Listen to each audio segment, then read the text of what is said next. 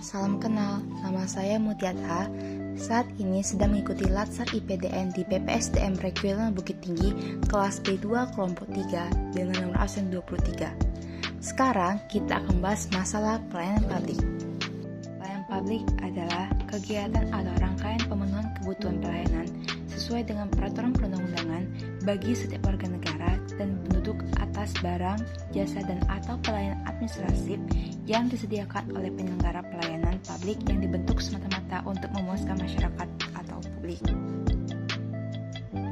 Dalam penyelenggara pelayanan publik meliputi 1. Pelaksanaan pelayanan, 2. Pengelolaan pengaduan masyarakat, 3. Pengelolaan informasi, 4. Pengawasan internal, 5. Penyuluhan kepada masyarakat, dan 6. Pelayanan konsultasi. Apabila terdapat ketidakmampuan, pelanggaran, dan kegagalan penyelenggara pelayanan, yang bertanggung jawab adalah penyelenggara itu tersebut. Dalam rangka mempermudah penyelenggara berbagai bentuk pelayanan publik, dapat dilakukan penyelenggara sistem pelayanan terpadu. Salah pelayanan publik yang pertama, buruknya birokrasi yang ditandai dengan tinggi tingkat korupsi kian menjadi beban dalam proses desentralisasi dan penghambat bagi perkembangan dan kemajuan daerah. Solusinya, 1. Memanfaatkan teknologi pada sistem. Teknologi digital kini berkembang dengan pesat. Teknologi juga dapat digunakan untuk mempermudah sistem birokrasi baik di pemerintah, perusahaan, bisnis, maupun lembaga pendidikan. Kedua, menyeleksi pemimpin dengan berintegritas. Saat terpilihnya kepala daerah tersebut harus lolos seleksi pada tahap integritas dan sadar akan agama bahwasana korupsi itu haram, dan akan ada seleksi kepala OPD untuk membantu urusan kepala daerah dalam mengurus daerah tersebut.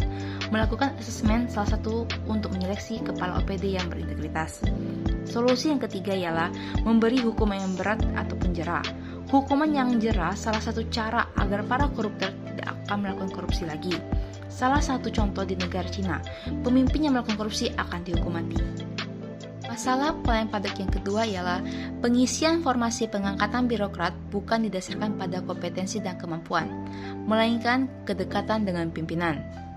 Solusinya bagaimana? 1. Melakukan sistem lelang jabatan. Salah satu cara pemerintah dalam pengisian jabatan struktural secara terbuka dengan tujuan penjaringan sumber daya aparatur berdasarkan kompetensi dan prestasi kerja. Menurut Peraturan Menteri Pendayagunaan Aparatur Negara dan Reformasi Birokrasi Nomor 13 Tahun 2014 tentang tata cara pengisian jabatan struktural yang lowong kerja secara terbuka di lingkungan instansi pemerintah yang juga menjadi dasar regulasi terkait lelang jabatan, menjelaskan lelang jabatan atau seleksi dan promosi jabatan publik secara terbuka. Solusi kedua, melakukan seleksian secara assessment center. Assessment center merupakan suatu metode yang digunakan untuk dapat mengetahui kompetensi dari kandidat. Solusi ketiga, melakukan mutasi atau rotasi pegawai. Masalah pelayanan publik yang ketiga ialah terjadinya diskriminasi dalam pemberian pelayanan. Solusinya gimana? 1. Melakukan atau memberikan pelayanan sesuai SOP. Kedua, nilai integritas pegawai ditingkatkan. Ketiga, melakukan sosialisasi terkait pelayanan yang diberikan.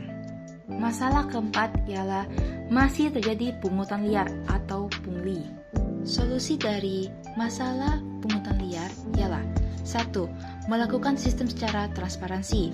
Kedua, sistem payment ataupun pembayaran secara debit. Ketiga, meningkatkan kesejahteraan pada pegawai. 5. Tidak ada kepastian waktu dalam proses pelayanan. Solusi yang kelima ialah 1. Membuat SOP terkait waktu pelayanan. Kedua, meningkatkan sarana prasarana yang berkaitan dengan proses pelayanan. Yang ketiga, sumber daya manusia harus punya tanggung jawab terkait tupoksi masing-masing. 6. Informasi atau akses informasi pelayanan yang kurang memadai dalam suatu OPD. Artinya, masih terjadi berita hoaks di pelayanan OPD. Solusinya gimana? 1. Menyampaikan informasi pelayanan melalui website ataupun media sosial secara rutin. 2. Menambah jumlah sarana prasarana yang mendukung proses pelayanan. Ketiga, penyampaian informasi secara jelas dan mudah dimengerti bahasanya oleh masyarakat. Masalah ketujuh ialah pelayanan yang banyak pintu. Dilihat dari sisi kelembagaan, Kelemahan utama terletak pada desain organisasi atau SOTK yang tidak dirancang khusus dalam rangka pemberian pelayanan kepada masyarakat.